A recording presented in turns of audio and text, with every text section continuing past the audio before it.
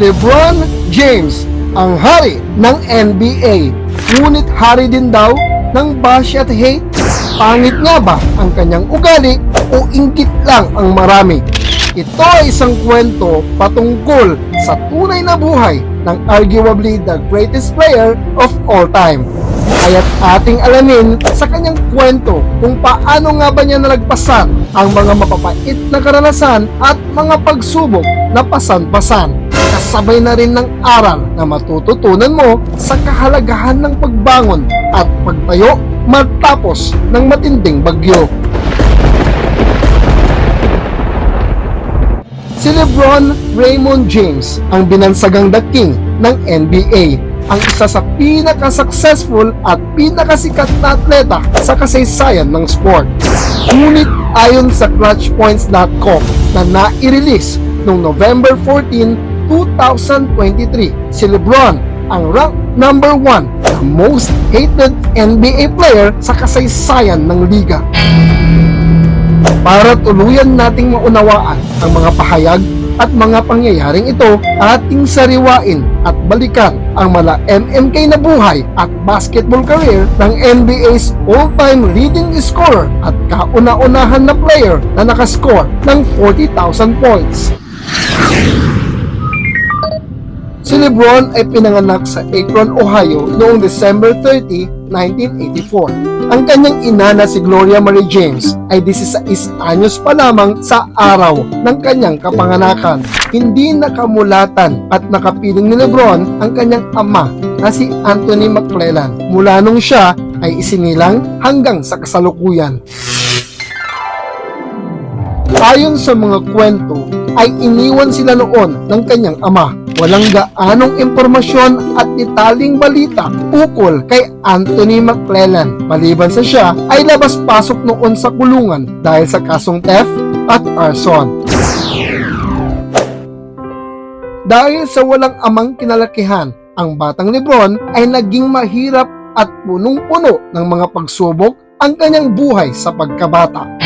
Nagpalipat-lipat sila ng apartment noon ng kanyang ina dahil sa kakapusan at sa hirap ng mga panahong yun, si Gloria Marie James na makahanap ng permanenteng trabaho. Bata pa lamang noon itong si LeBron ay nasubok na ito ng panahon at pagkakataon. Hindi isang biro sa katulad niyang musmos pa lamang ang lumaki ng walang kinagis ng ama at naghihikahos sa buhay. Pagdating ng high school ay dito na unti-unting nakilala at umusbong ang pangalan ni LeBron sa basketball world. Ang 4 times finals MVP ay nag-aral at naglaro sa St. Vincent St. Mary High School sa Akron, Ohio. Sa kanyang angking husay sa basketball at sa pagiging athletic nito ay high school pa lamang ay binansagan na si LeBron na the chosen one. Tinanghal na Ohio's Mr. Basketball, hindi lang minsan, hindi lang dalawa, kundi tatlo-tatlo pa. At sa kanyang huling taon, siya ay nagtala ng kamanghamanghang 31.6 points per game, 9.6 rebounds at 4.6 na assist. Sapat na para tanghalin na first overall pick ng Cleveland Cavaliers noong 2003 NBA Draft. Pagpasok sa liga, sa rookie season pa lamang ni LeBron, nagpamalas ng angking galing at high basketball IQ sa liga. Nagtala si LeBron ng 20.9 points per game, 5.5 rebounds at 5.5 assists at tinanghal na 2004 NBA Rookie of the Year. Lingid sa kalaman ng nakakarami ay dito na mag-uumpisa ang mga matitinding pagpuna, hatreds at pag-usbong ng mga bashers, non-believers at haters ng The King. Dahil ayon mismo kay Carmelo Anthony na siya ang karapat-dapat sa award na ito at hindi si LeBron, si Melo ay may rookie stats at 21 points per game at 2.8 assists. Isama pa na nakasama ang Denver Nuggets sa 2004 NBA Playoffs. Pagdating sa 2004-2005 NBA season, napakalaki na ng improvement ni LeBron kung ikukumpara nung nakaraang taon. Ang average nito ay lumipad na sa 27.2 PPG, 7.3 rebounds at 7.3 na assist. Kaya sa kanyang second season pa lamang, siya na ay napabilang sa 2005 NBA All-Star Starter ng Eastern Conference. Sa Western Conference naman, si Melo ay hindi natulad kay LeBron. Hindi ito napabilang sa 2005 NBA All-Star Selection. Isang matibay na testimonya at ebidensya na mas angat na ang NBA career ni LeBron versus Carmelo. Pagdating ng 2007 NBA Playoffs, ay nagbunyi ang buong Cleveland community dahil mula noong 1992 ay ngayon lang muli nakapasok sa Conference Finals ang Cleveland Cavaliers. Kaharap ang 2004 NBA Champions na Detroit Pistons. Sa Games 1 and 2 ay nanalo at nauna sa series ang Detroit. Napakasaya at tuwang-tuwa ang mga fans ng kupunang asul, puti, pula. Ngunit ang hindi nila alam ay ito na pala ang huling halakhak para sa kanila. Dahil sa 4 na sumunod na sagupaan ay hindi na sila nakaisa pa. Dinurog na sila ng grupo ng Wine and Gold. Pasok na sa NBA Finals ang mga kabalyero ng Cleveland, Ohio.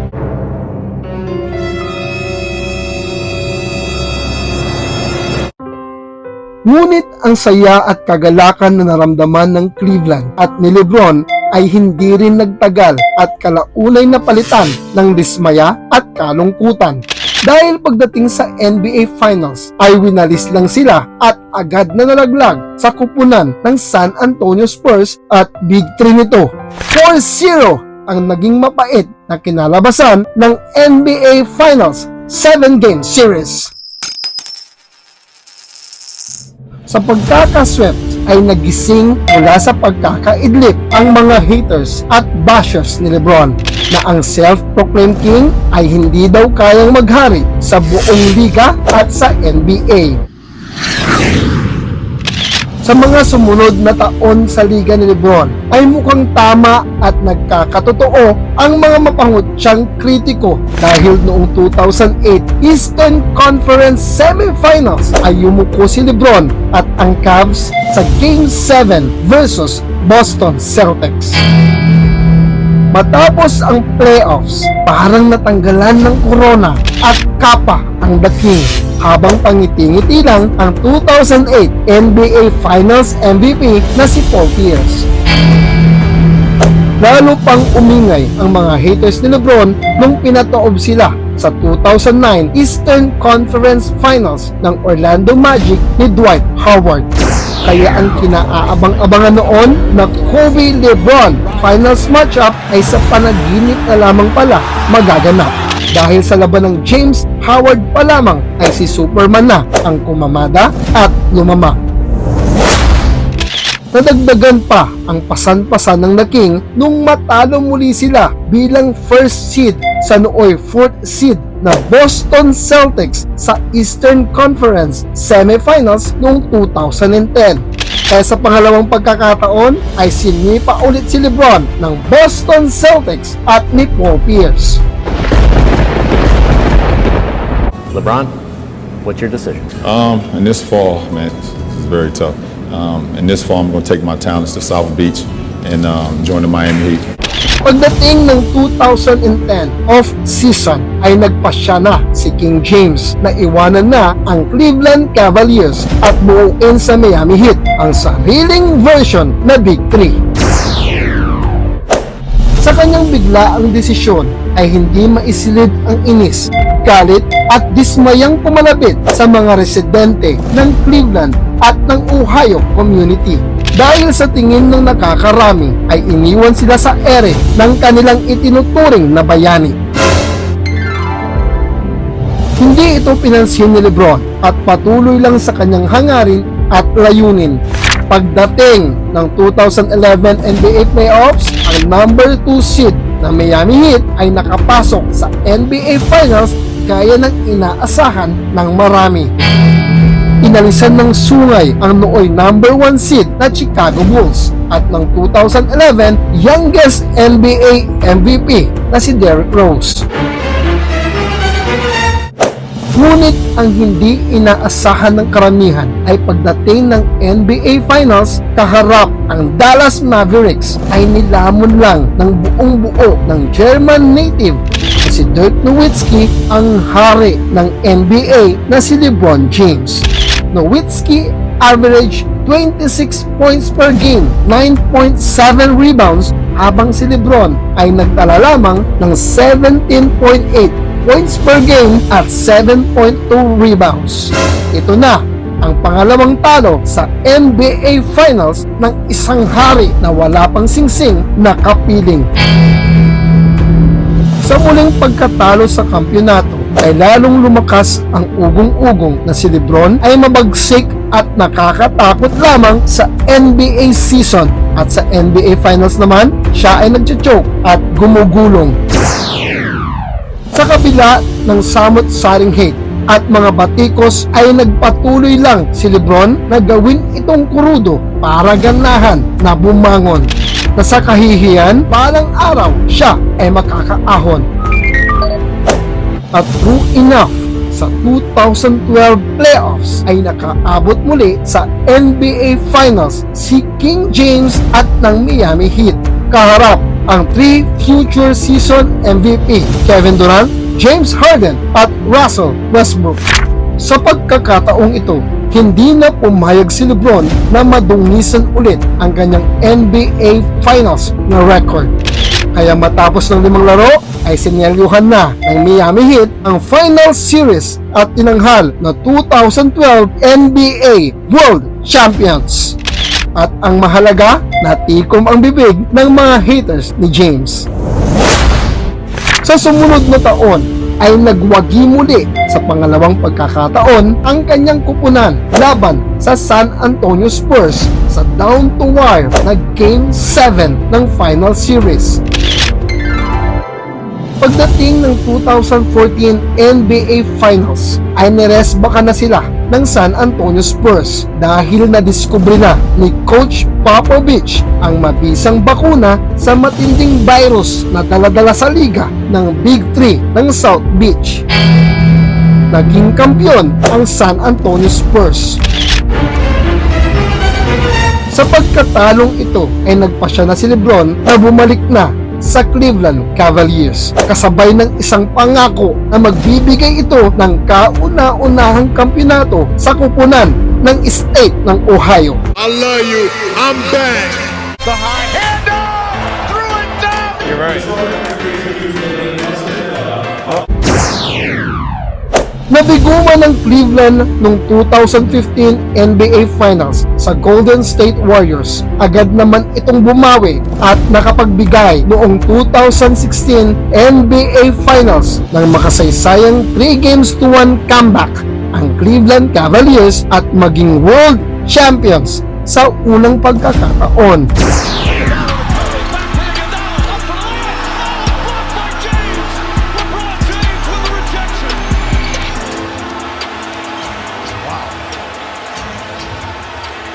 Ang kauna-unahan at nag-iisang team na nanalo sa NBA Final Series after trailing 3-1. At ito na nga, dito na dineklara ni LeBron na siya na ang greatest player of all time. Ang testimonyang nagpaingay sa mundo ng NBA at lalong nagpainis sa mga haters at bashers ni LeBron. Lalo pa siyang kinutya at kinawawa ng madla nung natalo muli sila sa NBA Finals noong 2017 at 2018 sa rival na Golden State Warriors.